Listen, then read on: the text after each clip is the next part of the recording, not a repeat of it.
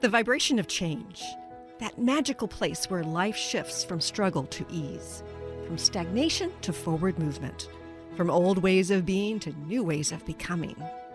Yes, it can seem rather elusive to get there, but when you are in it, you feel it down to your very core, and it can positively affect everything in your life, from your relationships to your health and well-being, from your career path to your abundance, from the quality of your inner connection to the fullness of your self-expression.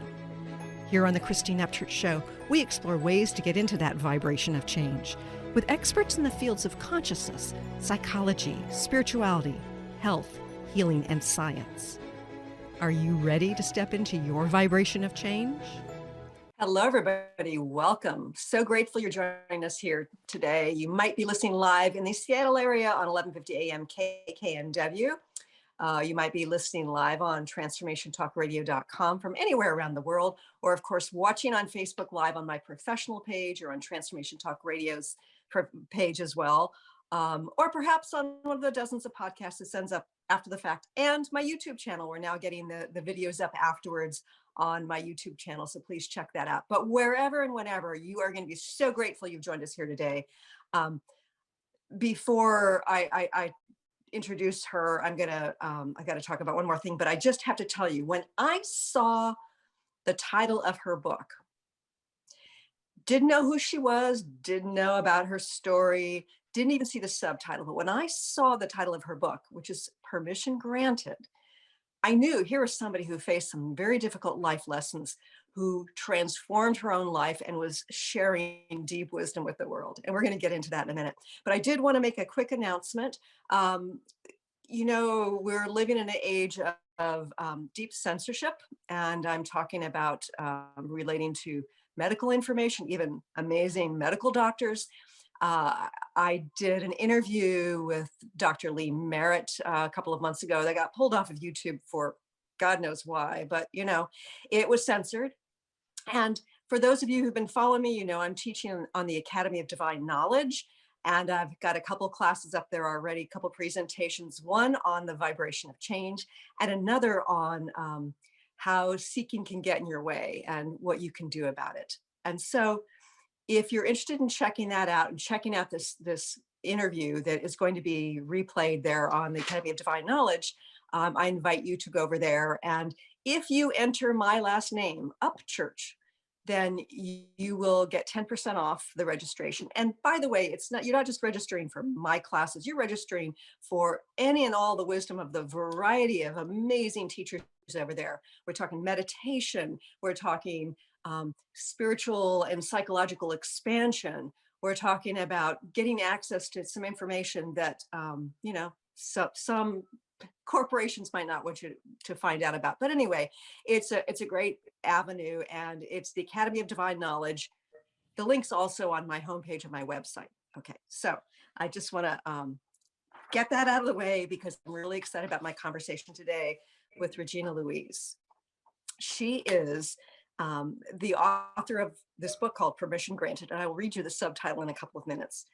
She's got a couple of best-selling memoirs, Somebody's Someone, and Someone Has Led this Child to Believe. And they were made into a Lifetime movie called I Am Somebody's Child, the Regina Louise story, which was nominated for a 2020 NAACP Award for Best Director. She's a summa cum laude graduate of the California Institute of Integral Studies, and she's got a master's degree in fine arts. And if you hear her history, you're going to be amazed at how she was able to sort of pull herself up and move forward with that. She is a Hoffman process teacher, a workshop facilitator, and a motivational speaker. And she lives in the San Francisco Bay Area. Her story has been featured in various media outlets, including NPR, CBS Early Show, and Good Morning America. She's an amazing, inspirational woman. I would like to welcome our guest today, Regina Louise. Hi, Regina. Welcome. Good morning, and thank you. Thank you. You know, I have to read the subtitle of your book, and I'm sure that over on Transformation Talk Radio, they're going to be putting up an image of your book, which I love the cover too. Permission Granted: Kick-Ass Strategies to Bootstrap Your Way to Unconditional Self-Love. And oh gosh, we could talk about this concept of permission granted probably for hours on end. But I'm wondering, you shared your inspirational story, and we're going to talk a little bit about your story, your own personal experience and how you were able to bootstrap your way out of some horrific situations. But I'm kind of curious why, beyond your own inspirational story, you decided to write yet another book that shares this kind of information with us to apply in our own lives. So why? I am a dreamer, Ms. Upchurch, and one of the things I've always imagined, like I already have my Academy Award acceptance speech, the Golden Globe, the Emmy. That's how my mind works. I love to live in the realm of the imagination. And so I imagined that one day Oprah or, Ellen or one of these incredibly iconic talk show hosts would ask me, how did you get from where you were to where you are now? And I thought, if I were to be asked that question, this is the answer. It would be a 300 plus page book that would thoroughly answer and explain, if you will, not that one should ever have to explain their existence, but to give someone an opportunity to understand what happens when a human, for those who believe in the ways in which I believe, for a human to recognize the moment when spirit meets bone. And from that place, know that you are. So once I saw the place, met the place, experienced the place where spirit met bone, it was from that place I could architect a true sense of I am good enough. I am bigger than my shame. And if I am, that means we all are, because ultimately, if we believe what Christian Neff says in her book, Self-Compassion, it's the suffering that connects us in our common humanity. And I tend to believe that there's a lot of truth there. It is the suffering that becomes the great equalizer. It levels the playing field, as well as connects us into our own suffering. We don't suffer alone, although we may feel we're alone in our suffering. The truth of the matter is we're not. We're never alone. So this book is the answer. What if the iconic interviewers of the world were to ask, how, given that I have 2 books, a one-woman show, a movie, like, what is it that I'm trying to say to the world? Like, if anybody were listening, what do you imagine her soul and her psyche are trying to say? Well, that, like somebody said recently, your life defies attachment theory. It literally turns attachment theory on its ear if what you've done to get yourself here is a matter of that kind of self-tutelage. And I'm going to want to unpack that more, because that's a very insightful statement about attachment theory. But can you share with our viewers and listeners a little bit about your upbringing and your struggles and how you found your way out of some horrific programming? Right. So I grew up in the same kinship foster home that my biological mother was reared in. And my mother abandoned me there. She had me when she was very, very young. My sister at 13, me at 18. And my mother had my sister as a result of a familial rape, so incest. And my sister is since deceased, and my mother transitioned this past January anyway. I knew at a very young age that I was being held accountable for things that my mother had done, as opposed to being dealt with dignity, in regard to my dignity rather, and respect. And because my mother had abandoned me in that home she herself had grown up in, they weren't done extracting recompense from her soul. So I basically became the carryover, because I apparently was highly spirited as she was. I think they call it precocious today. But back then, it's you're too big for your own britches, you talk too much. I had some of the similar qualities that she possessed. And so it was easy for them, hurting people hurt people. So let's put this in context. Hurting people hurt people. They were hurting. And then you see this bright-eyed, freckle-faced, redhead kid who is different looking, different acting, different being, then I looked a lot like my mother. And so it was easy for them to carry over the resentment and those feelings, those negative ways of being with her. And so they wanted to cascade that onto me. And I just said, no, we're not having it. Like the Christians would say, get behind me, Satan, because that ain't going to happen this day. Okay. Hurting people hurt people, but you know what? I've had enough. So I was that kid who I've always believed in imagination. Einstein says imagination is more powerful than knowledge. So I came out of the gate with that. I came out of the gate living my life and believing what Einstein espoused without even knowing he did so. The day came when I said, you know what, God, look, I am not interested in being beaten to death, but I have a feeling that's going to be what happens if I don't leave. So I tell you what, if this woman hits me again with a cut off green water hose, an electrical cord, a cord pulled from an iron, a Hot Wheel track, if I get beat one more time, that will be indicative that they're trying to kill me, and I need to go. I need to save myself. So you let me know, Lord, how it's going to go down, and I will be in service to the word.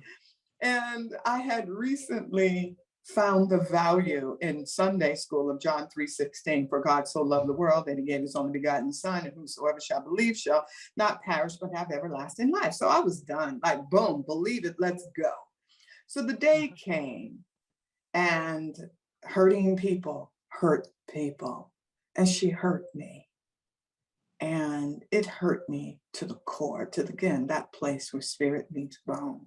And I knew that it was my responsibility to save my life. And I left. And I'm one of these people, Ms. Upchurch, I don't look back. Mm-hmm. We're done. I have that sort of sovereign power where my word is awake, it's alive, and it's aware. Oh. And when I Well, speak the word, it is what it will be. now, Regina, please call me Christine, because we are talking soul to soul, Okay. and yeah, it's your story is incredibly powerful, and yet I've got to ask you, where along the way? I mean, many people get exposed to spiritual teachings of a variety, including Christianity, but they don't develop that faith. What was it about you, or what happened that allowed you to have that faith, to tap into it and to act upon it? Beautiful question. Thank you. I believe, one, it was that day in Sunday school. There was something about the way the Reverend said what he said that struck a chord, literally, I think my central nervous system, my spinal cord. There was something in it that, boop, and I thought, yes. And then as my life unfolded, something told me to listen to the particular lyrics of a song. So my favorite song is "Oh Holy Night." And Love that. I remember something happening in my body when the verse, okay, low lay the world in sin and error pining, till he appeared and the soul felt its worth. That right there. Oh. The moment the soul felt its worth. When I heard that song, every time I would literally fall on my knees and I'd get choked up. I would fall on my knees and I would listen. And I knew then that I was worthy. I knew, like, I was willing to fight tooth and nail to preserve that which recognized itself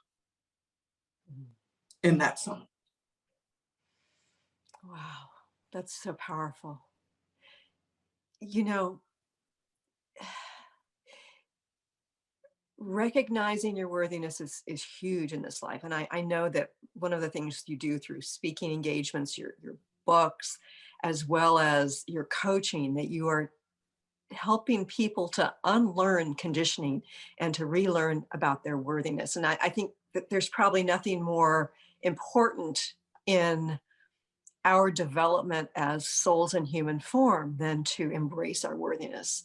Um, but you had several action steps to go from, being in a horrific situation where you're being told you're not worthy, you're having somebody act out their inner hurt externally through beating you, to going to college, getting your master's degree, getting your books written, getting your powerful story out there. What were some of the action steps you took along the way to express more of who you were and to develop the platform for sharing your message? Wow, big question. Scales a big time. Well, I remember, well, first of all, I was in solitary confinement during the same time that Nelson Mandela was, let's just say, stationed in his cell on Robben Island. We were having a simultaneous experience on opposite sides of the world, and for reasons not so different.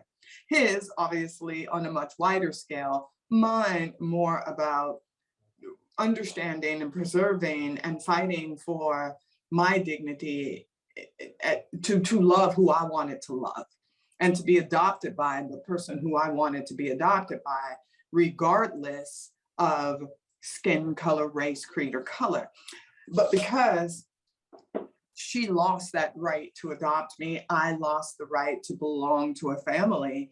I thought, you know what? I'm just too peed off. I am like now I'm angry. And now I'm going to close the gap on my own disadvantage.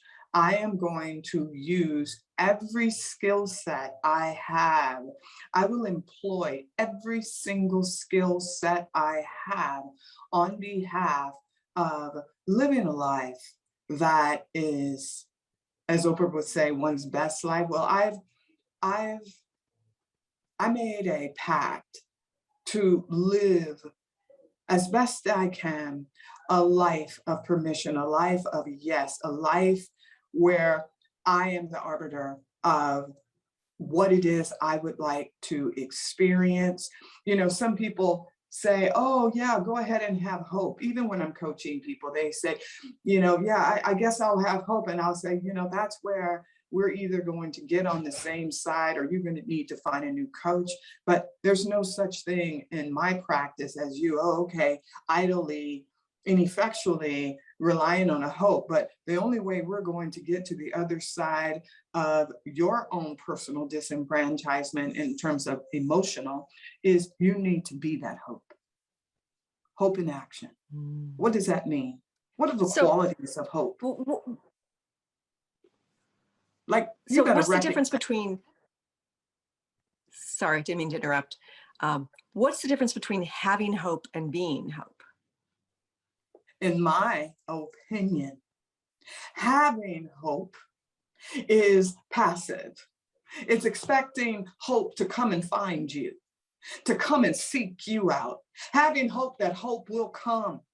The difference in being a hope is you are everywhere. You are a possibility of excellence, period.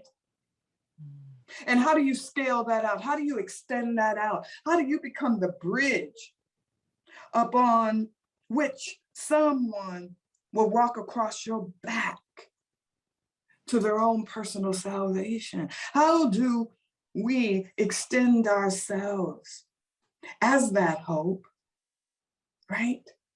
To alight somebody else's spirit, to alight someone else's. I had an interview earlier this week, and the woman said, oh my God, how do you have so much vitality? And I'm thinking, how do you not? Right? You know, like, no offense, she was fabulous. But and then when I think back to that woman who I mentioned earlier, who had wanted to adopt me, when we went through this whole press junket, you know, 17 years back, where they asked, what was it about her? You work with so many children. Why this one? And she said, it was her light. So when I think about being in solitary confinement, Christine, no windows, no door handles. I'm on concrete floor in my own urine, defecating because I'm so terrified. I am a 15-year-old little girl.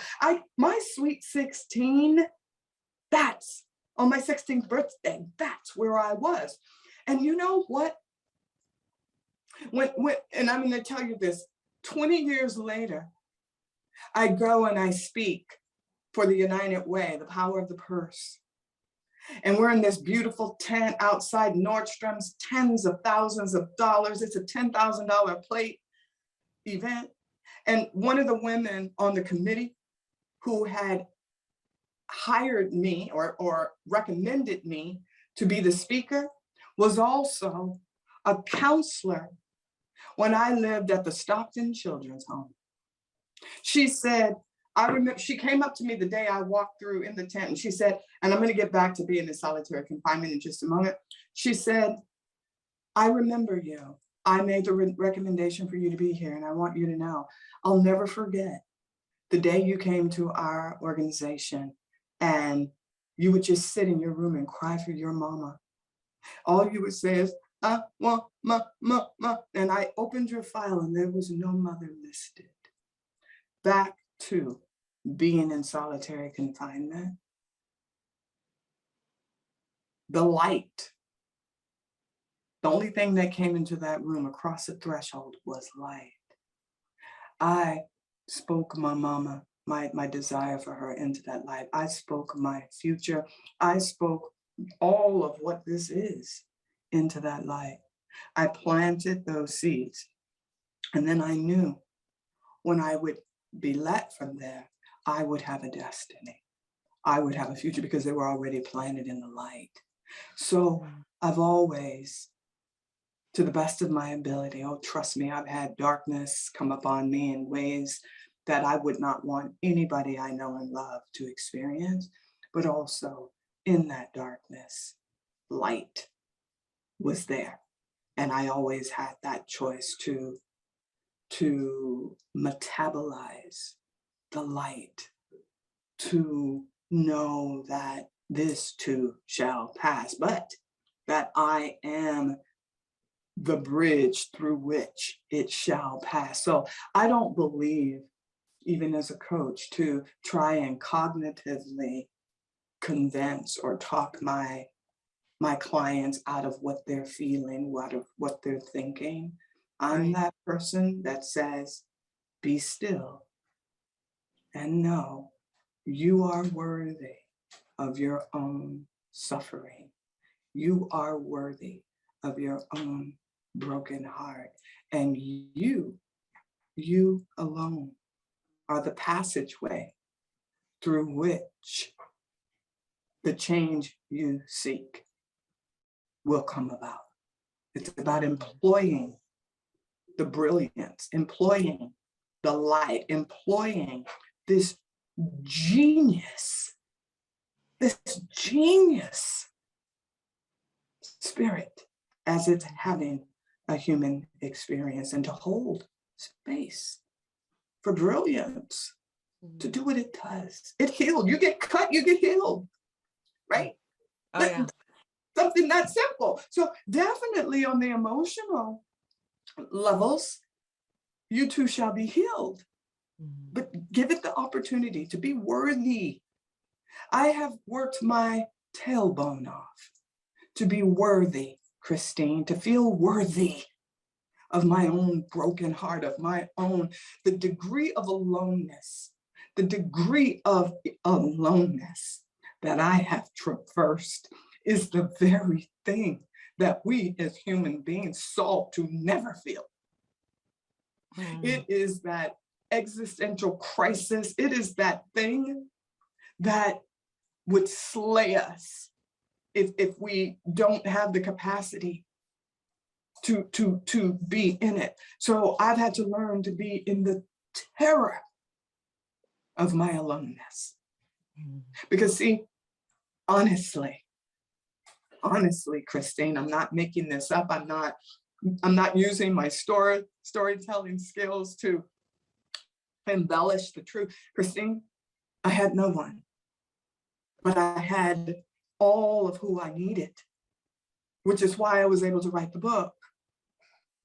I had myself in a way that is oftentimes difficult to translate.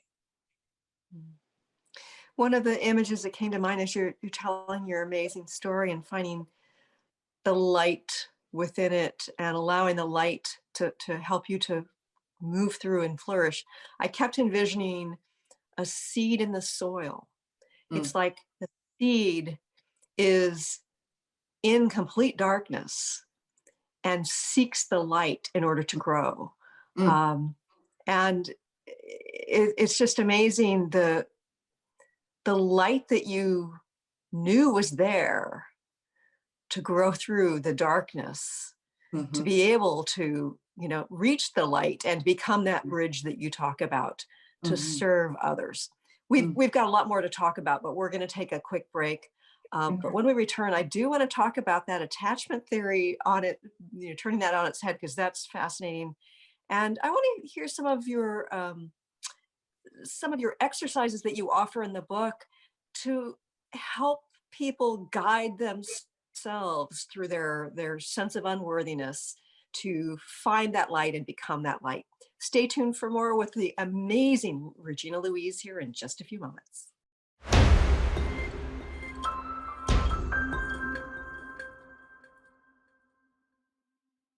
Welcome back to the Christine Upchurch Show here on KKNW AM 1150 in the Seattle area, Transformation Talk Radio around the world, and various other places, including my YouTube channel.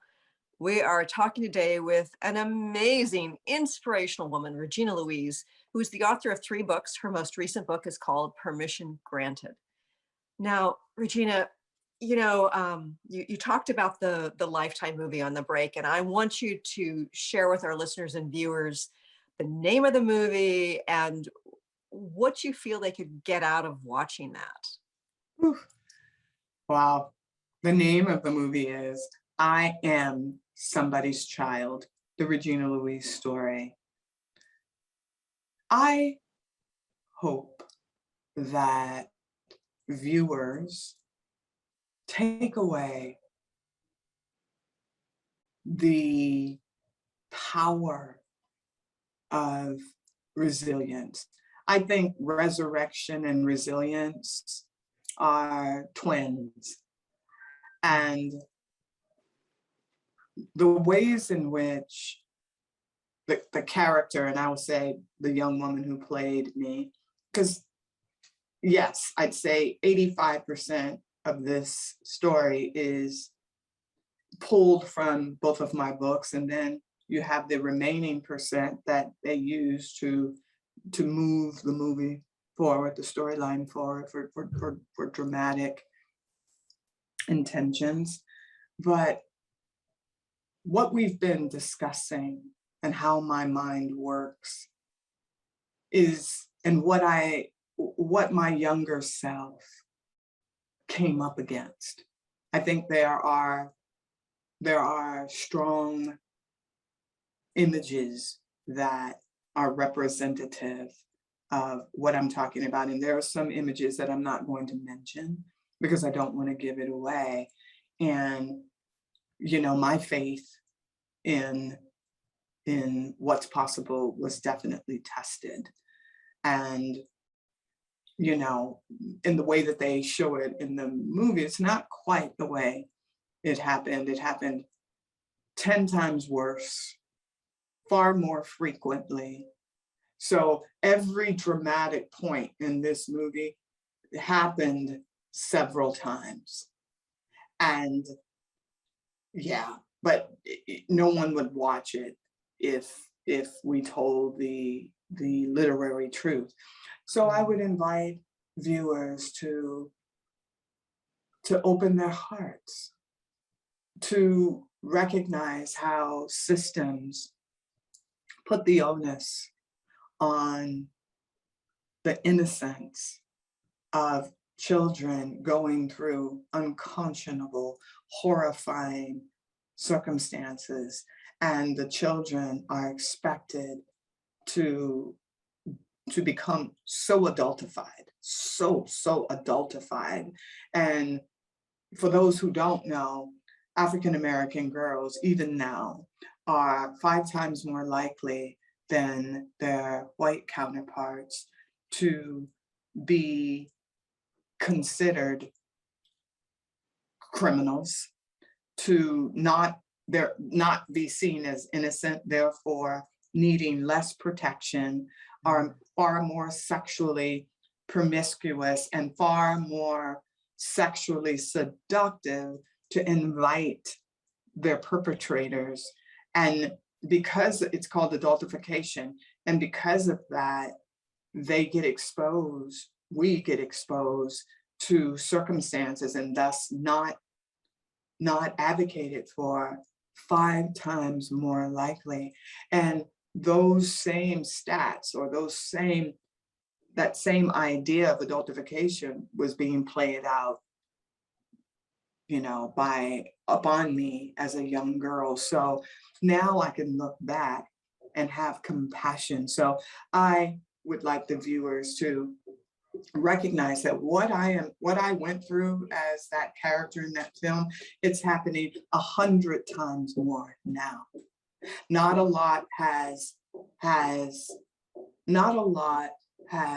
happened to protect, to cultivate, to grow the psycho-emotional aspect of young people going through foster care. So it's that we'll get into the attachment. There is no attachment. Attachment theory in that case is really thrown out because the code of ethics that governs a lot of the systems that interface with these children are, you do not attach. Yeah. And I know that there's been a whole lot of scientific research into the importance of attachment, particularly in the early years. And so those people who don't get that healthy attachment, can become serial killers. I mean, there's a lot of evidence that those people who are just, you know, sociopaths, psychopaths, are those very people who didn't have the attachment. And yet here you are having attachment to self, attachment to God, and clearly you've developed attachments in terms of relationships and within the context of you know, caring for and reaching people through your presentations, through your coaching. So why is it that attachment theory isn't always right? And what is it about your scenario that has allowed you to thrive despite the fact that you did not get what you needed? Not only didn't get what you needed, you got the opposite of what a child needs. Oh. So say your question again. What is the question you're asking? So how is it that given that you did not only didn't get the attachment, it's like it's worse than not getting the attachment. You got the rage and the hurt projected onto you of you not being enough. So it's not only lack of attachment, it's being deliberately hurt on some level, and yet you grew up to thrive and to attach. So how did you not turn into the sociopath or the psychopath? Right. So I love this. I'm going to slow this down because my spirit is talking to me. I don't, I don't know the questions you're going to ask. Therefore, I can't prepare for the question, right? Yes. Right. So I'm just going to take a moment and I'm going to drop in and respond to what I can respond to in your question. And I want to speak truth to the power of spirit. So this is what's coming through for me. Actually, what I'm now recognizing is I did attach. I attached, as I said, to John 3:16. I attached to the power of believing that if I chose to believe, I mean, imagine a child as imaginative as I was and still am. Imagine saying, if you believe that something powerful was able to give away its flesh and blood as an offering for the world to live. I mean, we can get into some serious self-aggrandizement with that. That can go straight on up to megalomaniac if it gets too weird and not balanced. But for me as a child, that understanding that it's okay, suffering is going to happen.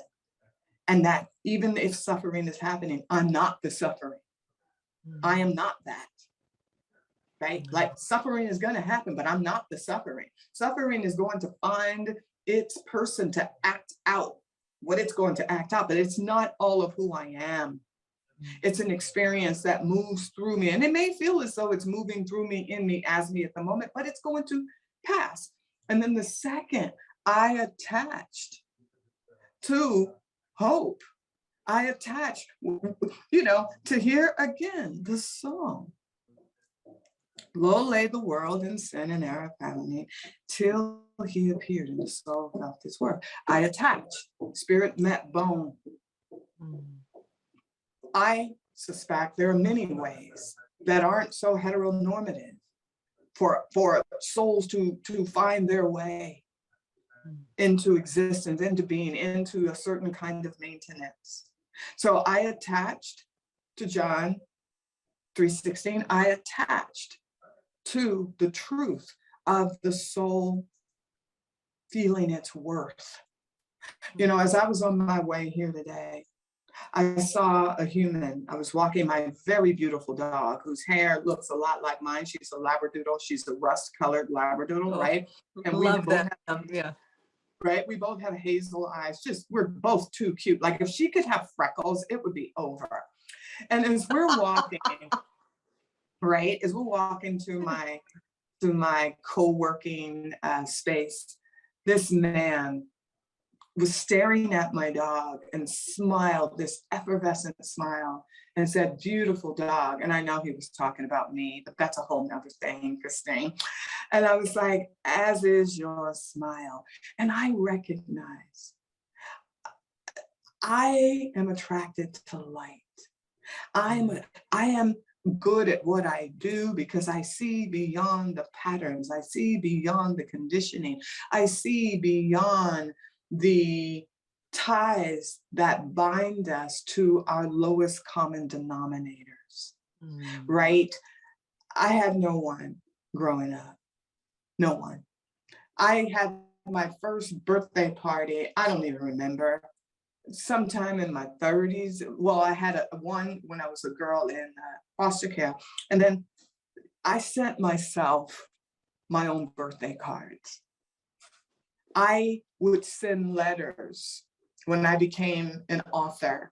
I would send letters to every hotel or every place I was going to be on the tours, 20 years ago, to support myself. I would set up flowers to be sent because I wanted to shore up my own innocence. I wanted to shore up, my own courage, my own tenacity. I wanted to acknowledge that and give myself permission to recognize my valuing me, as Derek Winnicott would say, the good enough mother, my ability to recognize the good enough mother in me, and to recognize frustrations are part of life. This, that, it's all a part of life.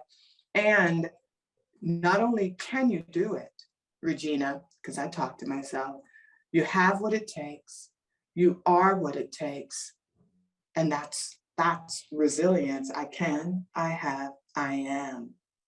And that's what I've had to do. That's what I've had to do, Christine. Be very clear. No one did it. No one was going to do it. So one of the hardest things I've ever had to do in my life is take my response. I was resentful. I was so angry. My 40s, my early 50s, I'm in my middle 50s. I was so rageful and resentful that I was stuck with raising myself to the best of my ability, that I would self-punish. I would mistreat myself.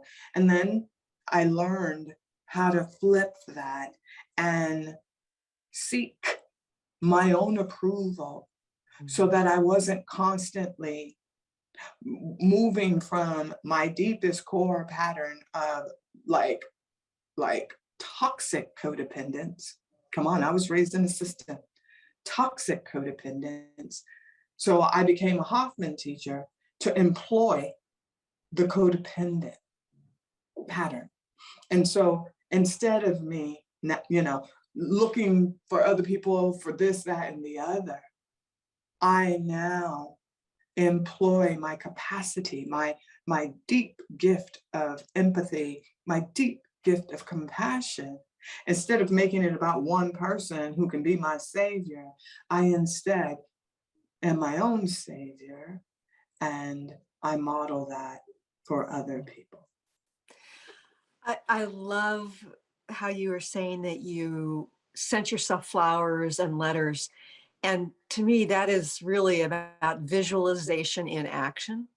Because you visualize that kind of support, that kind of love, that kind of appreciation, that kind of connection, and you gave it to yourself through action, not just up here, but in the physical realm. Oh, yeah. So I absolutely love that. But also you talk about, you talk a lot about that in your book too, about how we talk to ourselves. And you speak about affirmations, but you've got another term for it. What is it that we do within the context of self-talk that sabotages us, and how do we reframe that and love ourselves? So you're talking about love formations, and I love that you're mentioning that. So I believe or suspect, let me just say, I suspect. Now, as I said, I'm a Hoffman process teacher. We talk a lot about the patterns that governed our lives as children, patterns that we all unwittingly go into or take on in exchange for belonging, being a part of the pack, not being shunned, not being, kicked out of the pack. So in order to belong, to be loved, to be a part of something or someone, we take on our parents' behaviors, the admonitions, the ways of being. And then as we grow, it's their voice that we normally hear in our heads. It's their voices that we use to shame ourselves by saying horrible things. It's their voices that we hear, our caretakers, our primary caregivers. So the self-talk, more often than not, unless the initiate, I'm just going to say the initiate, right? The individual, the seeker who decides to go through his or her own rite of passage in order to individuate from their parents, which a lot of adults don't get to do, especially Americans, because what are our rite of passages? A lot of it is based on class, right? Class systems. Right. In the Latinx culture, there's a quinceanera. In the Jewish culture, there's the bar and bar mitzvah. But for Americans, and we have cotillion balls, but again, class systems. Yeah. But what do we have to grow that young adulthood to grow that young child into an adult? We don't have a lot of systems. So the internalized emotional self tends to be arrested in so many different places, and yet chronologically keeps moving towards adulthood. So oftentimes the adult chronologically is 50, but the emotional self is arrested at only heaven knows a myriad of different places. So because that there isn't that attunement, right?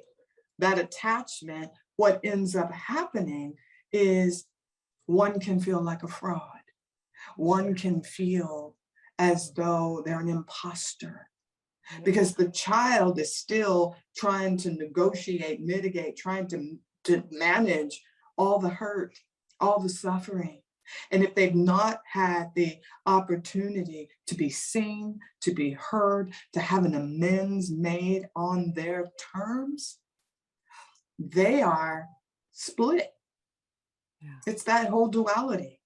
Right. And I think I've been thinking a lot about tribalism, not in terms of indigenous people, but how we are tribal in nature, and our first tribe is our family. And so we have this, I believe it's in our DNA, this innate fear of being rejected by our tribe. And so if we have a different belief system, or in some way we are rejecting the conditioning of our original tribe or one of our tribes along the way, then we really feel like we're, on a boat with no motor and no sail and don't know where we're going, and we fear death. And so on some level, we have to be willing to examine our tribal beliefs, examine where they came from, and examine how it's safe to step away from the tribe. Well, I'm gonna back up everything you said on a raft, and we fear death. Well, that's been most of my life, because I rejected the abuse. I put skin in the game to disrupt the narrative that I was a nobody's child. And as I said, the aloneness and the terror with which I've learned to live with is the very thing that 99% of the people I've ever met in my life are solving to not have happen. So it goes to say, we are going to buy into that conditioning. We are likely to align even when it does not feel true to who we are. We're willing to psychically to have a psychic death. If it means if it's psychic death, go along with the status quo. I'm going with the status quo. I'm going with that normative. If it means I will be floating on a raft in the middle of the Atlantic with no land anywhere in sight, not even a soccer ball. Okay, not even a soccer ball to befriend, right? So, you know, your question, let me just say the last thing, your question, as we unpack it and contextualize it in this moment, I recognize that for all those people, immigrants, refugees, foster care, divorcees, young people, human beings who are rejected because of their gender, because of their sexuality, all of us, whether you're at the border detained in cages or walking the streets of the Tenderloin because those who you need to accept you in order for you to feel some sense of your own humanity. We are the ones who I write and I do what I do for these people. That's my tribe.